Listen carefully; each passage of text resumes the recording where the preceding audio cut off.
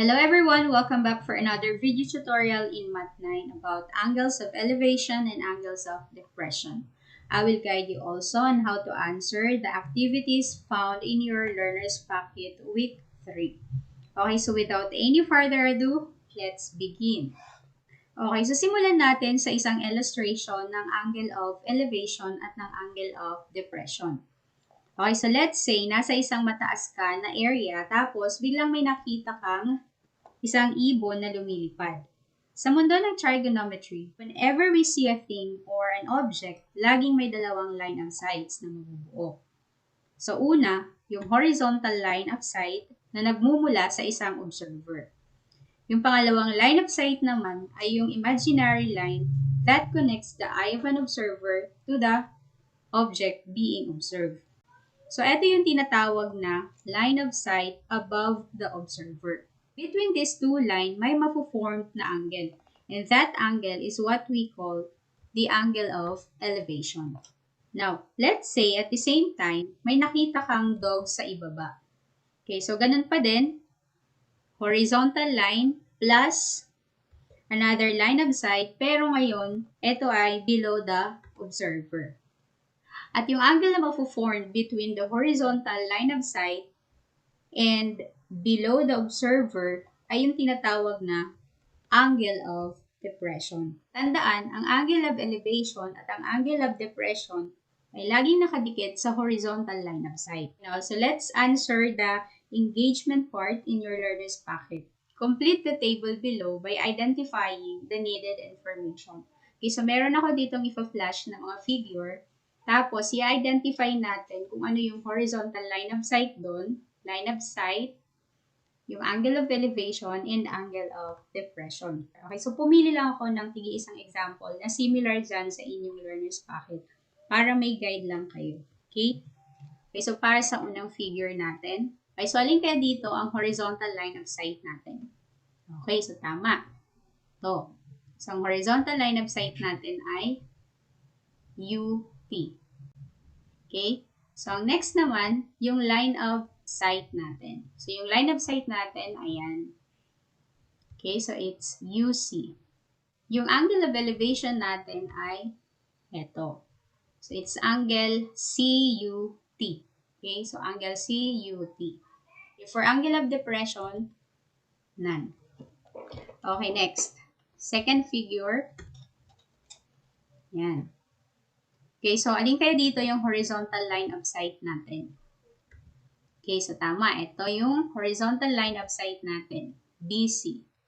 And then yung line of sight naman natin ay this one,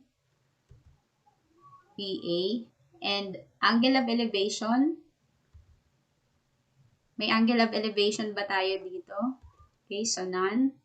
And angle of depression is yan. So it's angle CBA. Next, third figure.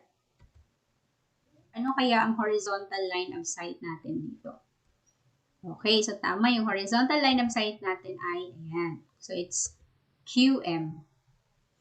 At para naman sa line of sight natin, so kung makikita ninyo dito sa ating figure, meron tayo ditong dalawang line of sight. Ito, yung QL, at saka yung QN. So, dalawa yung line of sight natin. So, meron ba tayong angle of elevation dito? Okay, so meron. So, ito yung angle of elevation natin. It's angle A. So, dito sa horizontal line of sight.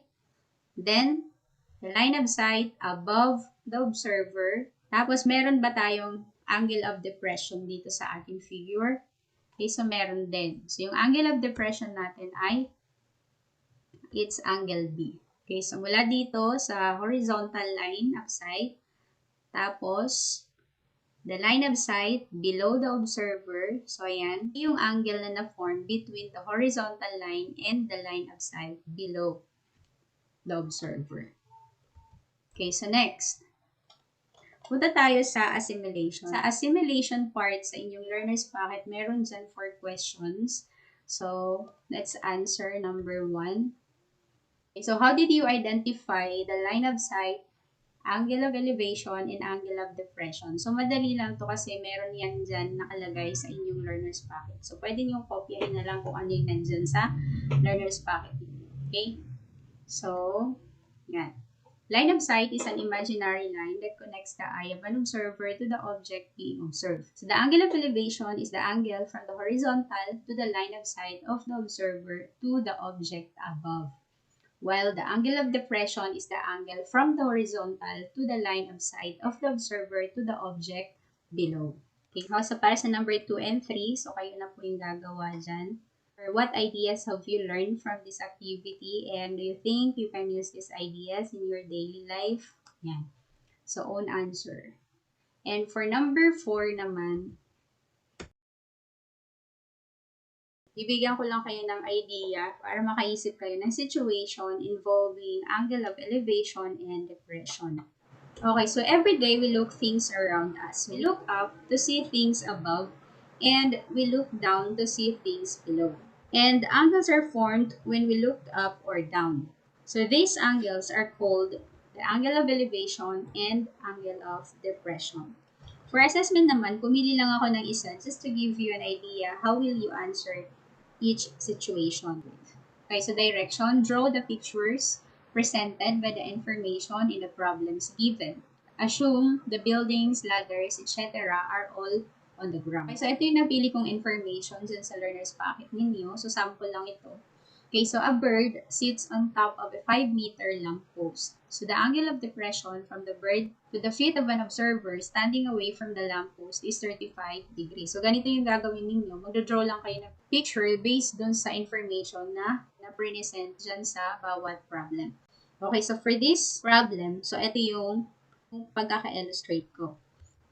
Okay, so a bird sits on top of a 5-meter lamppost. 5 meter. So, yan.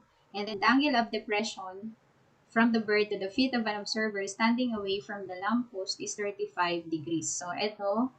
Yan. So, nandito yung observer natin. Then, lalagyan nyo dito ng 35 degrees. Okay, so yan lang po. So, see you in my next video. Bye-bye. Alright, alright, alright.